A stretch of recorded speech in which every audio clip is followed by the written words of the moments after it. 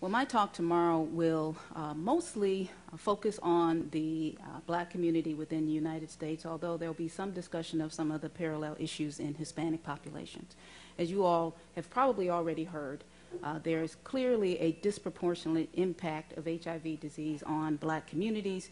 With the numbers in black communities, I'm sure you've probably already discussed, but just to review, the black population makes up roughly 12% of the U.S. population, but about 50% of the HIV and AIDS cases in the United States. And the Hispanic population makes up approximately 14% until the new census data comes out of the population, and about 19% of the HIV AIDS cases in the country. And so obviously there is a dramatic disparity. What I will be talking about tomorrow are some of the drivers of that disparity. First, I'll talk about some of the risk factors that exist within the community that place individuals at risk: substance abuse, high rates of incarceration, and other risk factors. But what I'll talk about more is the fact that in the black community, particularly the heterosexual community, you don't have to have high-risk behaviors in order for you to be at risk. The prevalence has come to a point now where your likelihood of coming in contact with an HIV-infected person is so much higher that there's basically no room for error. And so that's true for black women who are having sex with men, as well as black men who are having sex with men. As I'm sure you've already heard, some of the numbers for black men who have sex with men are really astronomically high. For example, in July of 2009, the Chicago Health Department released a report that showed that roughly 30% of black men who have sex with men in the city of Chicago are HIV infected. And so again, if you are a black man who's sleeping with other black men, you have no room for error. And so you don't have to have high-risk behaviors, large numbers of partners, that sort of thing, in order to be at risk. And so I think that's an important message for people to understand, because I think one of the challenges in discussing HIV/AIDS in the black community has been that there have been sort of individuals put into certain categories of risk that is, by definition, stigmatizing. And so I think that if we start to focus on this as a community challenge rather than focusing on individual risks, then that may move us in the right direction. The second part of my talk will focus on the fact that not only is there disparity in incidence and prevalence, there's also disparity in mortality.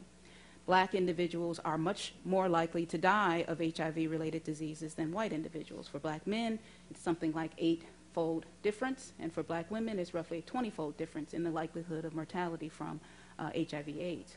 And so my talk will review some of the reasons why that is.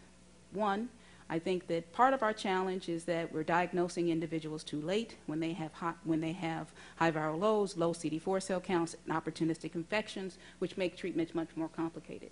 Initiatives like the DC initiative are going to be very important in identifying people earlier with higher CD4 cell counts, so they have a greater likelihood of being able to respond to therapy. In addition, there's a large proportion of individuals, in some estimates as much as 20% of HIV-infected individuals, that are never in HIV care, never in care. Despite knowing that they have HIV for 5 years or more, they're never seen by an HIV provider.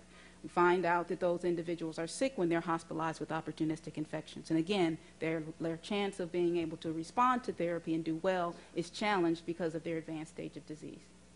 In addition, there's data that suggests that in some cases, black individuals aren't responding as well to therapy. And there are a number of cohort studies as well as clinical trials that have shown that.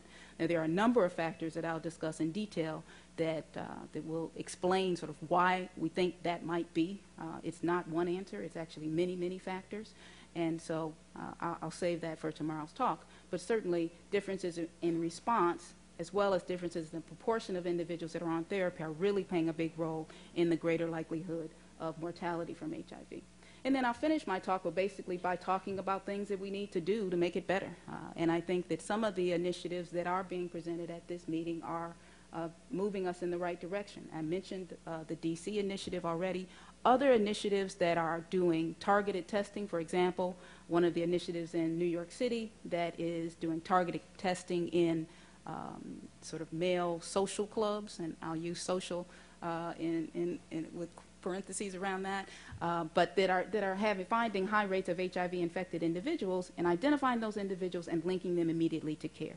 The DC initiative is very important at being able to look at the population as a whole, but also other initiatives that look at that target particular areas. I will talk tomorrow about a couple of studies where poor communities with high rates of HIV have been targeted with either mobile vans or other efforts, and high rates of HIV-infected individuals identified in those areas just on the basis of where they live, not on the basis of any particular risk factor. And so using more of those types of strategies to identify people earlier will be really a big move in the right direction. But then the next direction is, how do we do better with treatment? And I think one of the challenges that we're experiencing, especially in this economy, is that we have fewer and fewer resources.